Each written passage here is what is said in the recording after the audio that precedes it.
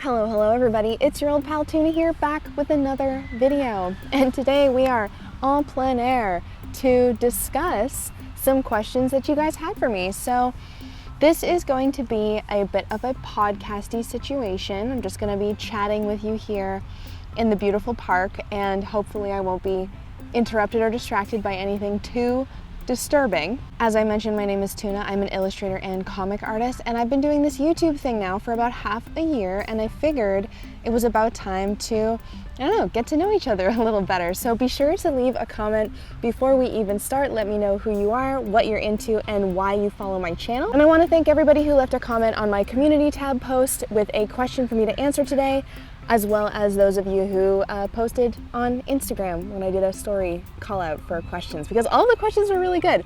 I didn't get a single "what brush do you use?" Not that it's a bad question, but it's kind of a cliche. Anyway, for today's Q&A, we have a few different categories of question. I only got a few personal questions, so we'll start with those. Then we'll talk about art, we'll talk about business, and we'll talk about my participation in art markets. Now, without further ado, grab yourself a beverino and let's get started. Our first question today is, why tuna? So I wish that I had a great explanation as to how I came upon the name Tuna, but I literally chose it randomly out of a Japanese English dictionary when I was about 13 years old. I was looking for a username for Gaia online, and I picked out Yakai Maguro, which may or may not mean troublesome tuna. And ever since then, the name has stuck. It evolved away from my weeaboo roots, and I'm just Tuna now.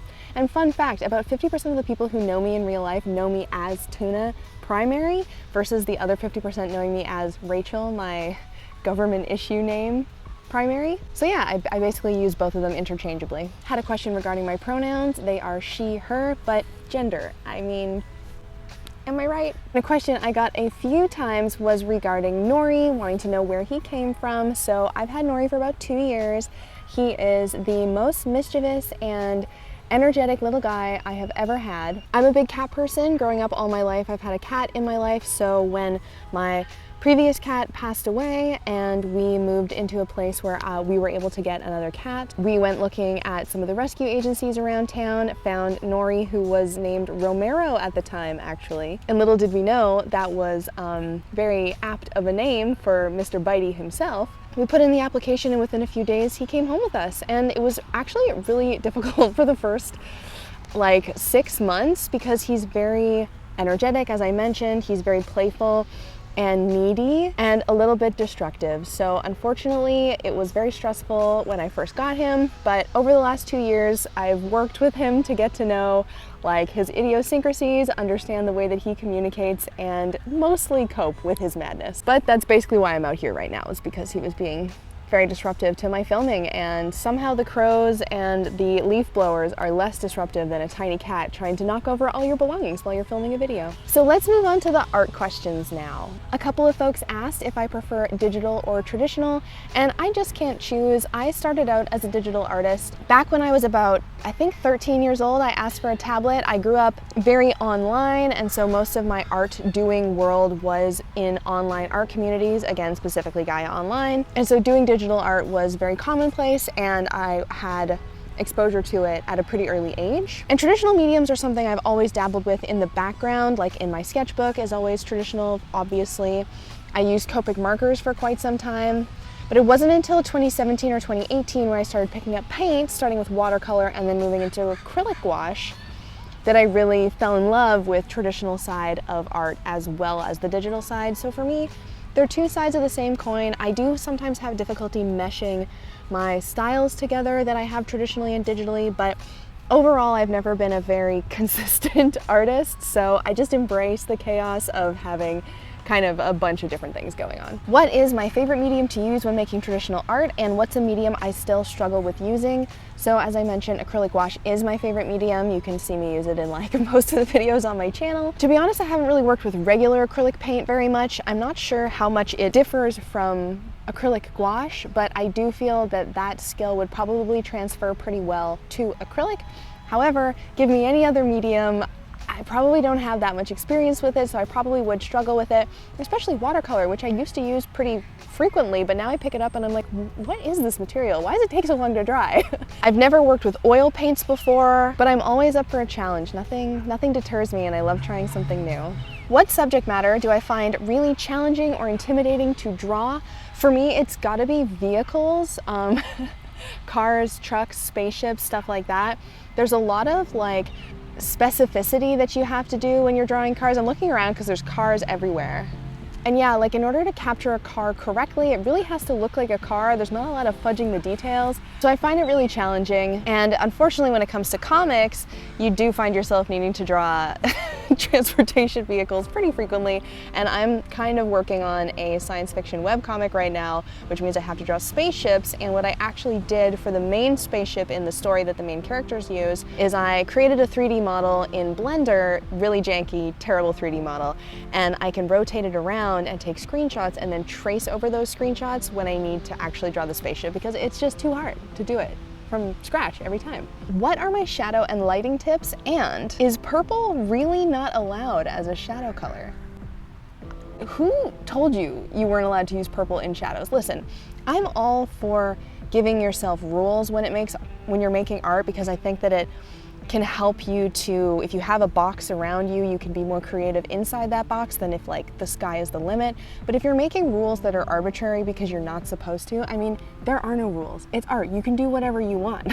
You can make the shadows orange. There's an illustrator that I love who her shadows are like a lighter value than the rest of the painting, so it kind of has this weird underlit kind of effect. But I really wanted to include this question because please don't feel that you aren't supposed to do anything. Like, I remember going through a phase when I was much younger where I stopped using black in all of my illustrations and I would use like a really dark purple or blue for anything that needed to be black. And while I learned some stuff doing that, I realized like I was doing it because I thought using black in your paintings was wrong, which is just insane to me. When it comes to actual shadow and lighting tips, it's a bit hard to explain, but I usually choose, for a shadow, I'll take the base color, so like green, the green of the grass here, and then for the shadow I'll tweak it, darken it in value and skew the color towards cooler tones like blues or purples, skew the hue I should say. And then for highlights, I will take the base green, lighten the value and move the hue towards warmer tones, so like yellows and reds. So you kind of get this slight variation where you're not just using a full darker shade of the exact same hue, you're changing it up a bit and kind of makes it fun. But I don't really like shadow and highlight, honestly, in my work. I really enjoy work that has very flat tones and not a lot of like atmosphere, or at the least you're kind of choosing your base color to create the atmosphere. Oh my God, I feel like this is very hard to explain without visual cues, but basically I'm light and dark, who dat? I don't know. Take a look at my pet paintings, for example. Like, I heavily rely on purple for shadow for these. I think that's like, it's a super compelling way to kind of make grays and browns more interesting. And then you can see how I use yellow and pink for the lighter tones. Where do I find inspiration and how do I decide on the designs for the art? I definitely am that kind of person that's like, inspiration is everywhere. I really like taking field trips and doing stuff in my life to give me inspiration. For example, while I was paddleboarding in the last video, I had my mind was clear. I'm just paddling and looking at the beautiful world, and I was kind of crafting a painting in my head, and will I paint it? Probably not, but I was getting inspired just simply by being out there. But when it comes to like styles and techniques and stuff, I like to reach outside of my particular box. So like if I'm an illustrator and a comic artist, I like to look at like photography, I like to look at like paintings, sculpture, stuff like that to inspire me, so I'm not taking too directly from similar inspirations to what I'm trying to do, so I can be more innovative, if that makes sense. And when it comes to designs, so I basically try and take two ideas and put them together. So for example, for this month's Patreon theme, I'm doing beachy borrowers. And so it's basically the idea of borrowers or tiny people crossed with beach tide pool vibes. So that's two things smushed together. Fashion cats, fashion and cats smushed together. It's basically about taking a simple concept and just improving on it a little bit so it's not too complicated, but it is unique and totally you. Once I start a project, do I dedicate time/plan to work on it, or do I just go with the flow? How long does it take to finish a project start to finish? Obviously, this is a difficult question to answer because all my projects are different. For example, a contract illustration might only take a couple of hours, but a graphic novel takes 500,000 hours of work over a year or two. But I definitely am a huge planner. I live and die by the to-do list. If I have a big project like a graphic novel, I'll break it down into smaller tasks and then schedule those over the time that I have to complete it leading up to the deadline. But if I have stuff that doesn't have deadlines, I tend to procrastinate and just kind of do it when I feel like it, or I'll have one day a week where it's like, okay, we're gonna finish up the easy tasks that only take an hour or two, and I'll back to back spit them out just to get them off the list. Because it does feel difficult sometimes to pick up a smaller task in the middle of the day, because you have like, someone explained to me, there's a term for when you're like picking up a new task and starting new tasks, and it's like a certain type of energy that you need in order to just start something new, even if the thing only takes a couple of hours. So yeah, anyway, that's a side note, but hopefully that answered the question. What are some of my biggest goals for my art/work at the moment? Gonna be real with you, this whole year has gone a little bit sideways as to what I had planned originally. I usually do like a mid-year goal review that I need to do this month that I keep forgetting about. Over on my Patreon, it's like a newsletter kind of thing where we talk about our goals and kind of how the goals I set at the beginning of the year are still looking halfway through the year. And I'm pretty sure I'm gonna realize that I am so off track, but that's kind of fun, you know, because I'm just kind of taking one step at a time at this point, not looking too far ahead.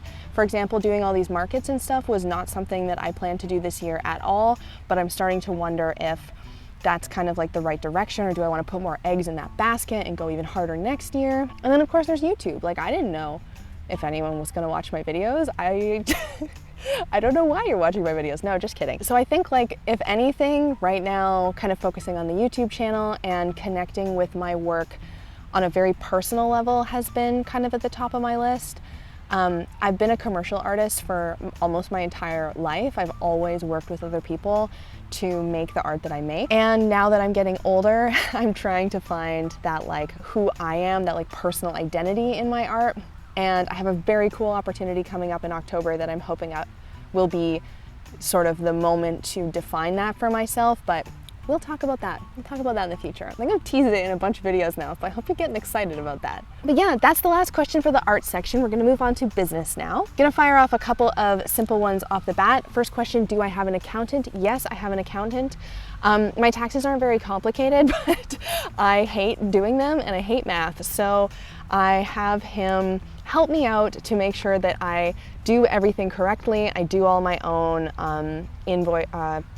income and expense reports and calculate all my own my sales tax owings. But basically, when I have any questions, I can go to him for clarity, and he files on my behalf just to make it, I don't know, a little bit more simple.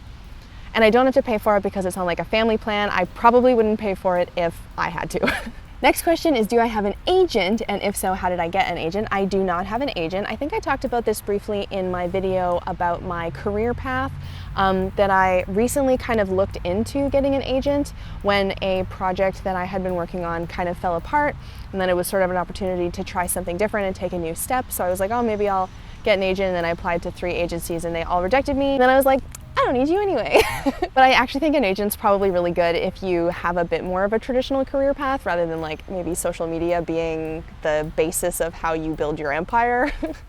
Very, very loose shale foundation, I should say. But yeah, I know that Anusha Saeed has a video on getting agents, or maybe it's a video series. I definitely recommend you check that out if you're interested in following that route.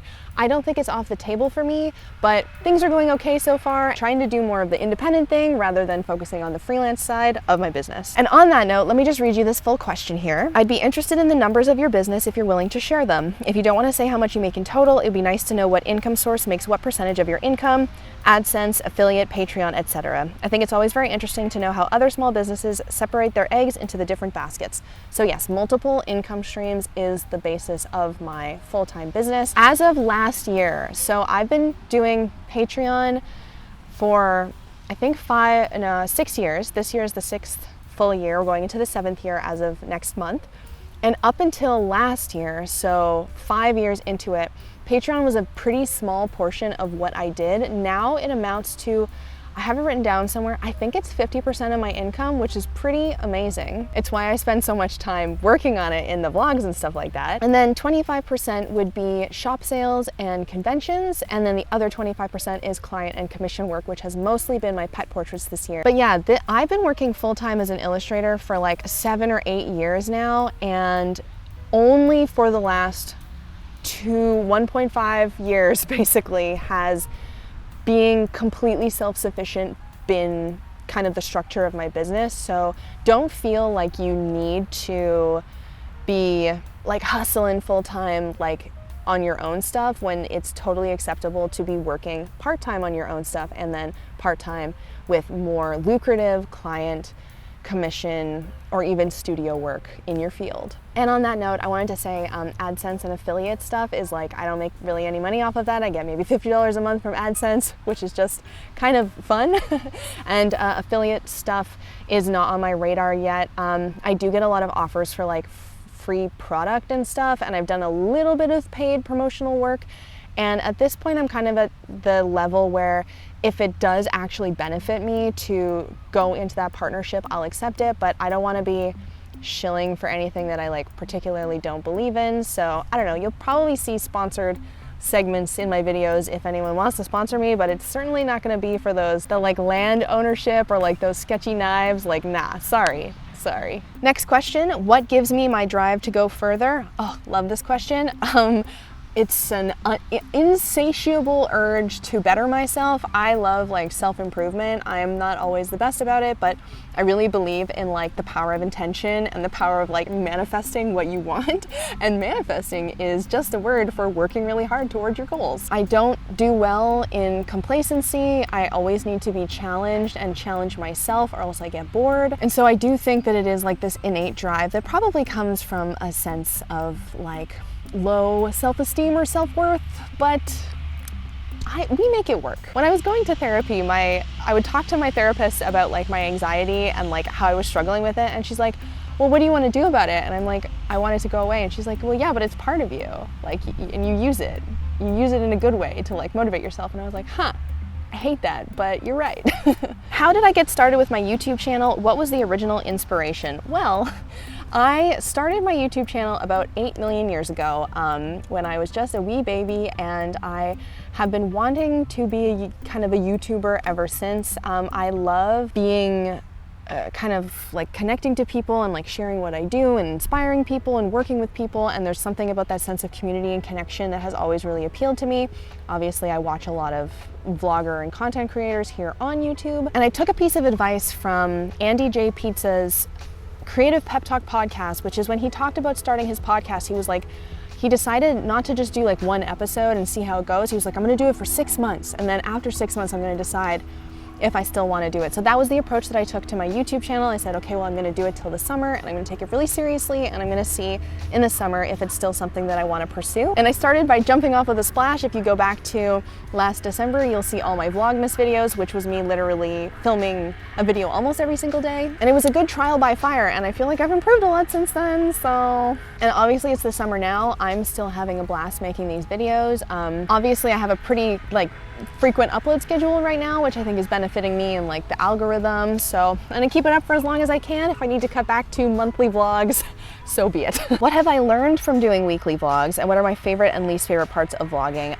Least favorite parts, while we were listening to this saw singing blocks away from where I currently am, is how difficult it is to find peace and friggin' quiet to film anything. It's like, I'm very easily distracted by noise. I'm super sensitive to it. So I often find myself quite frustrated when the filming circumstances are not perfect. I'm trying to get over that. It's a process. But my favorite thing about it has been the actual filmmaking behind it. I do try to kind of like create a story and make a scene, and like not just be like talking head, handheld, talking head, handheld, which is like kind of like the easiest way to do it. I do kind of like having little shots to set the scene and kind of bring you guys into my world. I've always had an affinity for filmmaking. I took film in high school and made lots of short films, and we won an award one time. Would you believe it? And I'm a bit of like a project manager type of person. I believe we call it an A-type personality. So having this creative control over what I'm doing and then being able to present it exactly how I want to you guys is pretty cool.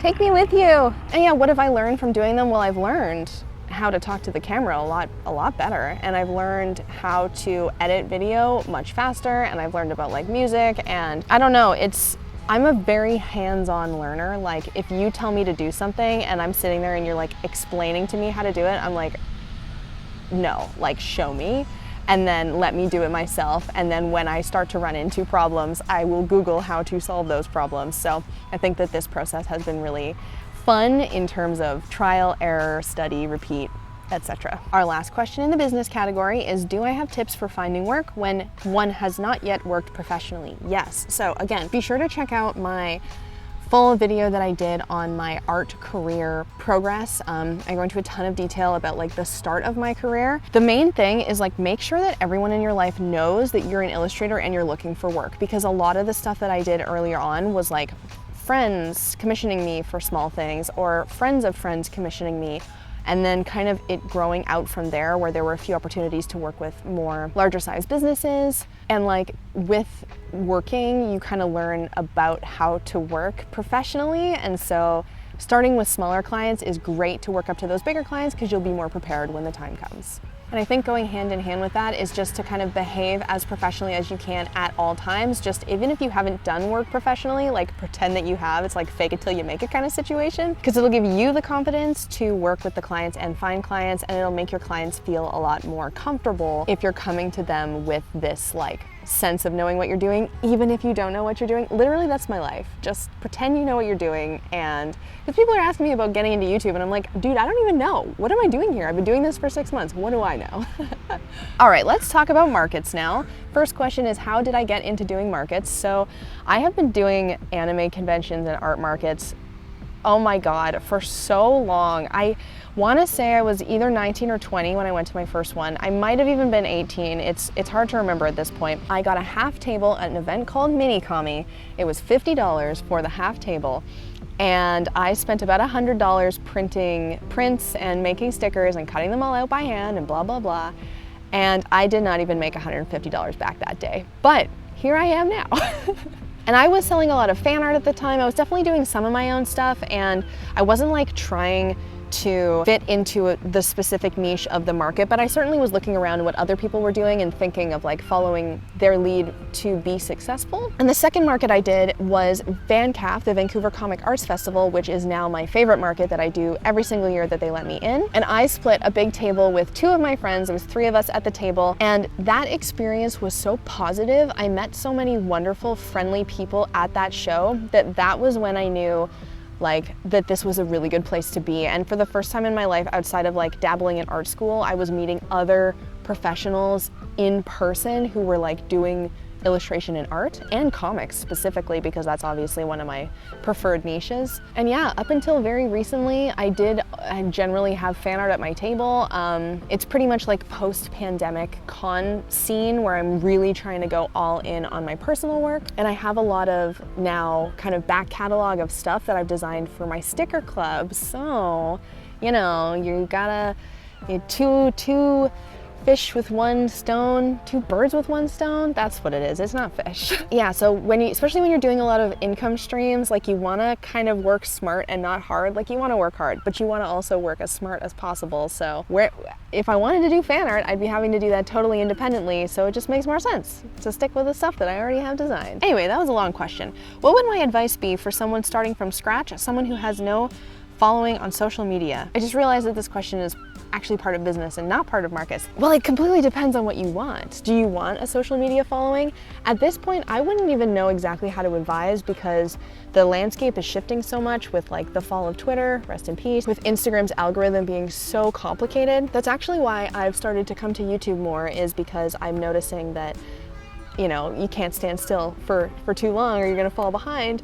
And I wanted to move to another platform that felt a little bit more stable. But the main thing is you need to kind of discover how you enjoy sharing your work. Because if you try to fit yourself into a space that you don't enjoy being in, like let's say you hate long form video content, well, you probably don't want to be a YouTuber. For me, I don't like short form video content, so I can't do TikTok. I mean, I have a TikTok and I do it because I have to, but like, I haven't uploaded a video in quite some time now. I can't even be bothered to recut these videos into TikTok videos. That's how much I dislike short form content. So anyway, pick something that you like. Try to find a way to make that work to your advantage. And like, I was talking to Mark, because Mark, my partner, he's a photographer and he wants to become a professional. And we talk a lot about social media and like how he can kind of grow and stuff like that. And he's kind of looking at me and he's like, how do you get people to engage with your work? And I'm like, listen, if I knew the answer to that question, I'd be a millionaire. But if you stay authentic and you try to innovate, be authentic, try to innovate. That's it. And you know, is it gonna work? There's no promises, but hopefully you have fun. along the way. Let's go back to markets now. Do I still have any merch that I made when I first started tabling, and do I still sell them to this day? Hell no. I do have a lot of the merch actually, because I do try to keep a record, like a copy of most of the stuff that I make. Definitely not everything. I've been pretty bad about being really specific about it, but it's very fun to keep records. I have a box that I call the Tuna Shrine, which is like a collection of newspaper clippings that I've been a part of, like signage from tables, and then old merch that I've designed and made. And as well, I have stuff that I made in another box that lives in my storage container that we will go through sometime when we could do like a big old art video that includes some of the original stickers that I made. But yeah, I think it's really sentimental to keep copies of everything that you've made, because even if you hate it, like in 3 months time or in a year's time, in like 10 years time, you're gonna look back on it and it's gonna just be really nostalgic. So I recommend keeping copies of everything you've ever made. But I'm also a hoarder, so don't trust me. Is it worth going to so many expos? Like, define worth. I think like the amazing thing about markets is that you don't need to have any sort of presence online whatsoever to succeed at them. If your work can stand alone in a room full of other makers and people want to buy it, like, you're gonna make sales. Whereas if you're trying to do an online shop, you need to be driving traffic to your online shop, whether that's through an Etsy marketplace kind of thing or your own social media stuff. And so if you do want to do your thing, I do think that like doing a bunch of expos and markets is a good idea, but it's a huge money investment. So you have to like, it's a big like kind of risk situation, and you have to have a lot of capital to start up. And it really depends on like what you enjoy. Do you enjoy going to markets and talking to people and being on a show floor for 10 hours a day, 3 days in a row with nothing but like water and weird snacks? Or do you like hanging out at home and packing up packages and sending them off in the mail and maybe making the bulk of your income from some other venture? So I think it's like up to you. I have mentioned before, it's not my full-time, as I mentioned earlier. Between the shop and the conventions, it's like 25% of what I make in a year. And I'm kind of preferring them over the shop, frankly. I only open my shop 2 to 4 times a year because it's like a lot of work to run an online store, and I don't love it, to be honest. And I aspire to like have a shop that's open all the time, because I get asked a lot if my shop is open, and I would probably make more money if it was open all the time, but then I would just be having to like nurse it. So I don't know, I kind of like doing the conventions during the summer, and then I do a Meowoween event in September, October, which is a shop drop, and then I do a November pre-holiday shop drop of all my leftover merchandise from doing conventions. So it works out. A merch that I've liked best / had the best time with, and merch fails. Okay, so merch that I like the best. Anything that's like a garment. I really, really love tote bags, stuff like that. Enamel pins have always been like 50-50 for me, because I just feel kind of weird about birthing them into the world. Like, the sticker, I visualize everything that I make as like future trash, and that kind of stresses me out. But there's something about clothing and functional objects that I don't feel as much guilt about. Plus the stickers are kind of no big deal as well. And okay, so I promised that we would talk about it, and today is not the day to talk about it in detail. I do want to make it its own video, but the merch fail of my life is during the lockdowns, I lost my mind, as I'm sure you also did, and wanted to knock something off of my bucket list before the world ended. And what I chose to pursue was making toys. I stubbornly wanted to go through entirely small businesses who were all like being paid fairly. And so I designed and funded the production of a line of resin cast art dolls, which are so cute and wonderful, and I love them, but the problem is they were so expensive, and I paid for it all out of pocket. And basically every single doll that I made cost me $50 US to produce. So that means that I need to be charging like at least $100 US to sell them. Turns out my audience is not people who want to spend $100 to $200 on an art doll. So I now have about 180 of them, I think. I hope it's not more than that. I think it's about 180, 175 that are kind of just like, they're like unpainted, blank, and disassembled, that I'm trying to figure out like what I'm gonna do with them. So I bring it up now because this video is going to go live on August 5th or something, and then on August 19th I have this Meowoween event. No, Meow Fest event. Too many meows in my life. And I'm going to do some custom painted, like one-of-a-kind sort of versions of them and bring them as a display piece, and then if people want to buy them, I think I'm going to do like an auction or something just to kind of keep them on my table for most of the event. It was such a big bomb waste of money. I'm really glad I did it, and I am hoping that eventually I'll find a way to sell them all, but basically don't do that. Don't spend like $10 to $15,000 because you're bored in the pandemic and you have an idea without doing any market research as to how that's gonna sell. So now you all know my shame. What is on my merch wish list? Stuffed toys. So we tried resin art dolls, not a banger. Stuffed toys is on my wish list. There is one in production now. I don't know exactly when it's going to be ready to launch, hopefully soon. That is all that I will say for now, but I've always wanted to make stuffed toys. I love stuffed toys. Yeah, hopefully it'll work out. What has been a great show, good money and vibes, and what's been a terrible show, had terrible issues? VanCaf is my favorite show because the sales are unbelievable. The community is so kind and supportive, and I see like everybody that I know in Vancouver in like the course of 2 days. It's fantastic. Oh, hi doggy. And overall, I've had really positive experiences. Like a bad vibes show, oh my God, yes. So I went to this comic convention. This was years ago now. It was pretty shortly after I started doing shows. And this show, it was its first year, and it was in Kelowna, and it was really inexpensive, and it was the first opportunity that I'd had to travel for a show, and my friend was gonna go do it, and so we went as like a little group, did a carpool out to Kelowna, and it turns out that this show just like straight up did not advertise at all that the show was even happening. So we were in this weird sports center, and there were maybe 20 booths, and they'd even flown in voice actors, and everyone was just, like, all the vendors and voice actors and stuff were just kind of wandering around looking at each other because there was no attendees, there was nobody to sell to, and I think we ended up leaving a day early for that one. Yeah, fond memory because it was such a disaster. And this would have been probably about 2016, I think, is when that was. So haven't had any losers since then, so that's great. What show is on my wish list? Oh my goodness. At this point, I'm not really sure. I definitely this year have marked off a lot of my wish list shows. I'm doing a show called Got Craft in November, which is a craft show here in Vancouver for kind of like slightly offbeat stuff. Not your like candle and skin care type craft show, so I'm excited to give that a try. And I think from this point forward, I'm probably just gonna stick to Canada because dealing with like international stuff is honestly just a pain in the ass, and it's only really worth it if you kind of make it like if I really wanted to do markets full time, because there's so many shows in the US that you can really make a business out of just doing them. But here in Canada, it's a little bit more difficult, especially with airfare being so expensive.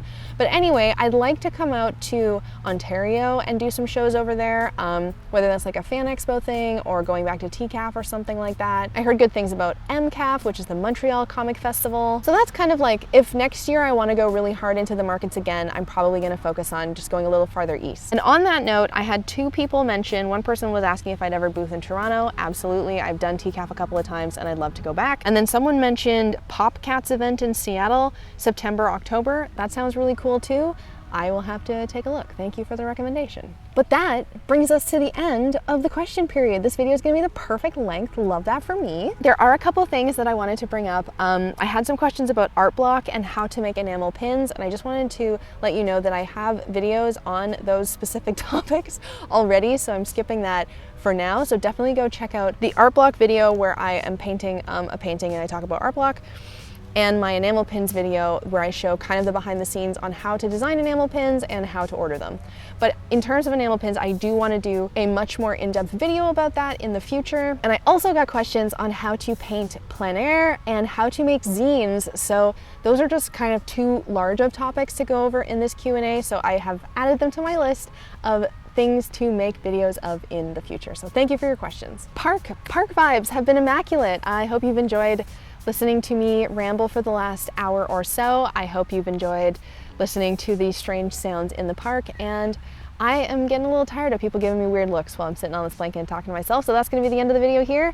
Thank you for joining me for this Q&A. I will be back next Sunday with a new weekly vlog for you. If you did make it to the end of the Q&A, I highly recommend you subscribe because you can get more of me on a weekly basis. As I mentioned at the top of the video, leave a comment introducing yourself. Let me know who you are, what you're into, and why you enjoy my content if you want it. And I hope you've enjoyed getting to know me a little better. Stay sparkly, don't let the cruel world dull your shine, and I will see you next time.